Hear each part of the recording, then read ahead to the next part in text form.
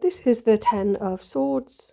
In the original depiction, there's a man lying face down with 10 swords in his back.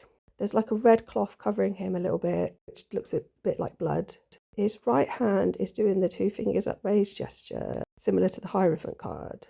Then there's a river in the background and then the night sky. So it's speaking to me of like death, but also the idea of rebirth. And my figure looks a little bit like Anubis, guide to the underworld. He's almost like got his arms upraised and he's got this belt that's like the infinity symbol. And he's got one of his legs sideways, so it ends up looking like a boot, like Italy, but also the Bootes constellation. And then there's a ball off to the side.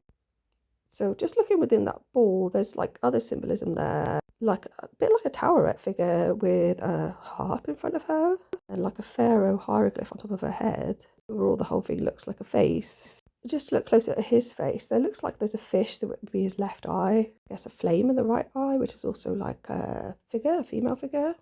There's just a closer look at that boot that looks like it's got a vine in it and a bird at the bottom, and then birds going up further on the right hand side. And then a figure off to the left of that in green, which could represent Osiris.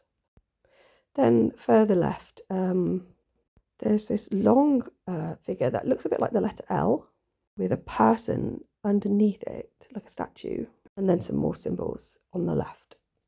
In what would be an upraised paw, there's like another figure there, like a shadow, and then a V shape up above that.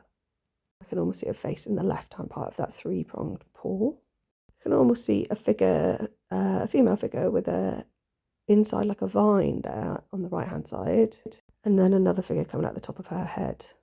So I think this card is about judgment in the underworld, reference to Towerette and Anubis. There's a measurement of like your earthly living, which kind of forms the decision about where you go next. So I kind of see this in a reading as like facing yourself, reevaluating your decisions, almost like you could be reborn when you're still alive kind of thing if you let go of all those bad habits. Thanks for listening, and please like and subscribe.